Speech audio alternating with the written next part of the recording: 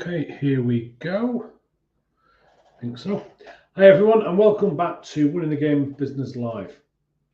And today we're going to be talking about scaling your business, or as I like to think about it, the fantasy of growing quickly, cheaply, and without breaking anything.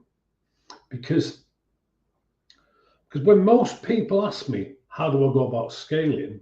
When I actually dig deeper into that question, I often find that I'm really asking is, how do I grow fast, for free, and profitably? Now, for me, you can pick two, not three. There's a classic Venn diagram out there somewhere, good, fast, and cheap. Pick any two and you'll lose third. So if it's good and fast, it's expensive. If it's cheap and fast, it won't be good. If it's good and cheap, it won't be fast.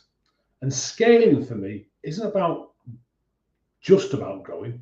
It's about growing without the wheels coming off. Because you can actually grow quickly by throwing lots of money at the problem. New staff, new systems, bigger offices.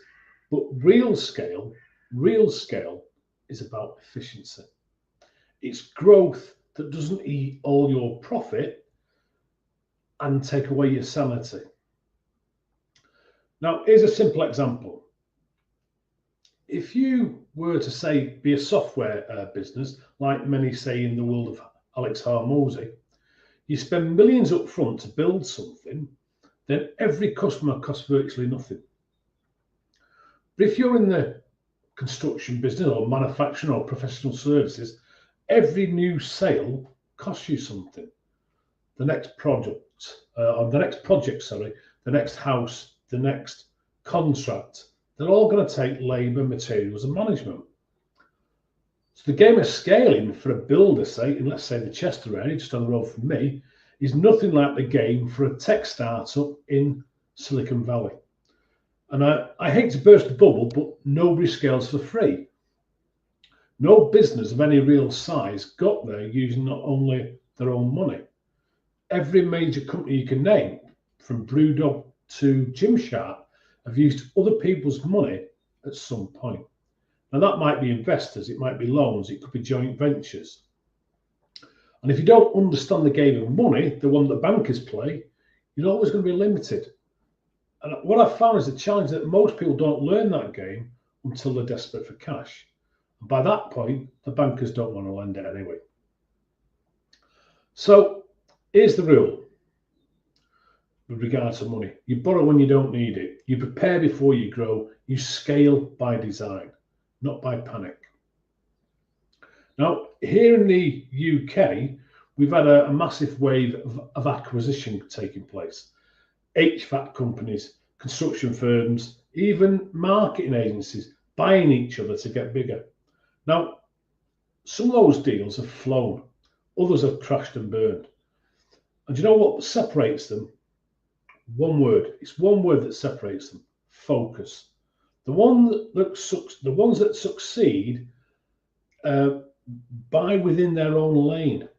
So a facilities company in Manchester buying another in Leeds, that makes sense. Whereas a facilities company, that same facilities company buying one in Madrid, that's less sense.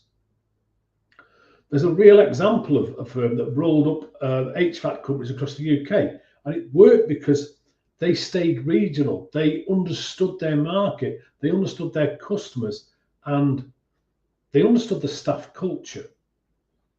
What they didn't do was try to stitch together 10 different business models and call it scaling. It's another hard truth. If your business is able to run or work without you, then it's not scalable. If a buyer was to say to you, you're going to need to stay on for 5 years after we buy, that's not a compliment. It's a sign that you are the limit on your business. You're the ceiling. And the only way you're going to grow past that is to stop being the hero and start being the coach. Learn to delegate instead of abdicating. Build systems, empower people. Otherwise, you're going to stay busy, not better. And most people wildly overestimate what they can achieve in 1 year and massively underestimate what they can do in 5 years. Now, something I see all the time is when someone feels behind because another business grew from 2 million to 12 million in 7 years. But if you grew from £60,000 to 2 million in the same time, that's a 33 times increase. You're doing great. And the truth is, scaling takes cycles of learning. It's like buying properties. Your first buy to let could be chaos. You'll mess it up. You'll learn. The second might be a bit smoother. The third would be faster. That's scaling. It's not instant. It's iterative. Scaling is a game. It's a game of money, mindset, and management. And if you're afraid to make mistakes, it means you're afraid to learn. Nobody is able to walk the first time they try it. I certainly wasn't. And nobody scales without failure on the way. Most people fail their way to success. So stop comparing your chapter 2 to someone else's chapter 20. And if you stay in the game and you learn the rules and you get the right players on your team, you'll be able to scale. You'll be able to scale steadily, profitably, and sanely. So here's what I want you to do after this session if scaling something you're looking at. Look at your business and ask, what part of my growth is actually profitable? Where am I the bottleneck? And what skill or what person do I need to move up a level? So if you remember just one thing from today, scaling isn't about growing faster, it's about growing smarter. And one of the biggest parts of that equation is people. Because you can have the best strategy in the world, but if you can't attract or keep the right people, you're not scaling, you're just surviving. And that's exactly what I'm going to dive into on my next live. Can you really afford to pay more? And we'll unpack how to know what you can actually afford to pay, how to tell when you're paying more, and make sure how you remove the emotion from hiring and your pay decisions. Now, if you ever said, I can't afford to pay that much, this one's going to challenge your thinking and your maths.